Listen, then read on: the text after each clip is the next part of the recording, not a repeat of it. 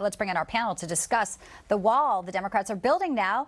Senator Rick Santorum of Pennsylvania, senior political analyst, Newsmax contributor with us, and Karoline Leavitt, spokeswoman for Make America Great Again, Inc., a Newsmax contributor. Welcome in. Good to have you both with us today. Thanks, Bianca. So they're building the wall, but they don't want to build the wall. It's just funding that they have to use. Let's play President Biden moments ago. I'll answer one question on the border wall. The border wall, the money was appropriated for the border wall. I tried to get them to reappropriate, to redirect that money. They didn't. They wouldn't. And in the meantime, there's nothing under the law other than they have to use the money for what it was appropriated. I can't stop that. Do you believe the border wall works? No.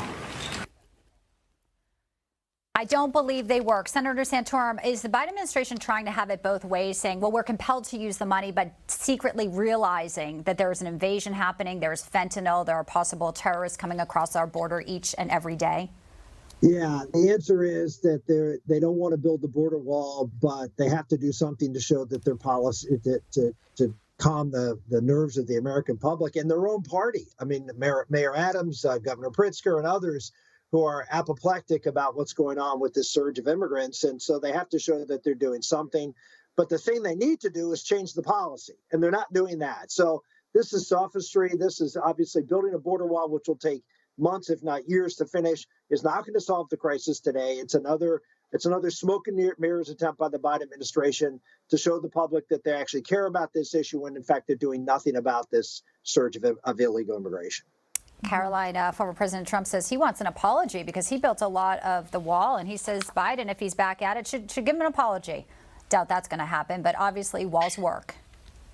Joe Biden has flip-flopped on what he said on day one of his administration. He said in an interview that his administration would not build one more foot of the border wall that was very effective under President Trump. There was more than 500 miles built under the Trump administration. Joe Biden was handed a secure border by Donald Trump. Illegal crossings decreased by 87%. They were the lowest on record under Donald Trump's leadership because of the wall, because of the Remain in Mexico policy, and the other effective illegal immigration deterrent policies that he put in place, using the leverage of the United States to make deals with Mexico and our neighbors in Latin America. And Joe Biden wiped away all of that on day one. Now this crisis has gotten so bad that they have to admit that the wall isn't racist. They've always known that. It is effective, but they can't admit it because they are controlled by the far left in their party, who are globalists, who want open borders, who don't believe in law and order, and they can't stand up. And not only, let me just say, not only is it a flip-flop, and you're right about that, but Senator Santorum,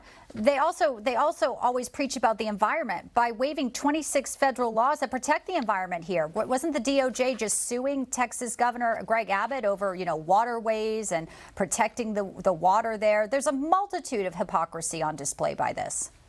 I mean, you're seeing the video. I mean, this is a scourge on all of these states that are Democratic states. This is the other thing that it's not being really paid attention to. It's the Democrats now who are complaining to the president about what this immigration policy is. The videos you're seeing, obviously, a lot of them are from Texas, but Texas, Arizona, and Mexico, they're now coming into the interior state. They're going to Democratic strongholds that have a sanctuary policy, and it's destroying the economy and the safety and security of those communities.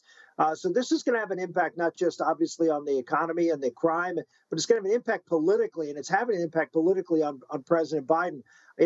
It just shows you the obstinance of Biden. I mean, he says, I still don't think they work. Joe Biden is a cranky, obstinate man, and he showed it even again when all the evidence, all the people in his own party are saying you got to change. He won't do it because he is that kind of person.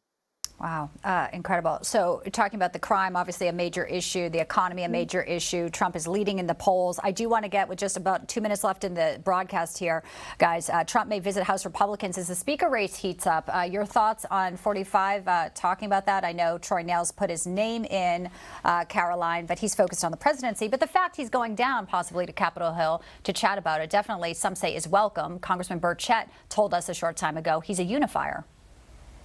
I haven't seen that report, but Donald Trump is certainly the leader of this great Republican Party. None of the other candidates are being called to Capitol Hill to have a unification of our Republican conference. And Donald Trump has said he'll do everything in his power to ensure we elect a great speaker. And just one more thing on the border, because it's important. Joe Biden has blood on his hands. They've waited 2.5 years to do anything, even though this isn't enough.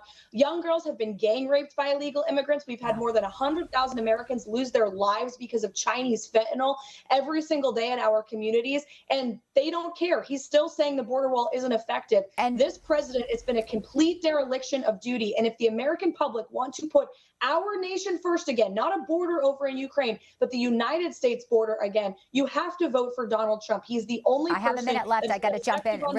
I got to jump in, Caroline. I'm sorry, I have a minute left in the program, but you're right. Dereliction of duty. There's been talk about impeaching Mayorkas. That hasn't happened. There's a new speaker. There's obviously going to be some different shifting there. Senator Santorum, just weigh in on your thoughts on some of the names being talked about for the next Speaker of the House. Yeah, I think if Steve Scalise didn't have the health problems that he has, I think he probably would win this thing pretty easily. But that's a big concern. I know of a lot of members. So you hear Jim Jordan's name, you hear Kevin Hurn's name from Oklahoma mentioned. It seems like a bit of a race right now. This will settle out. I think Scalise is still the favorite, certainly on the first ballot. But if he doesn't win on the first ballot, you could have several. When I say ballots, that's internal to the Republican caucus. There'll be ballots. If he doesn't win there, it could be an open game.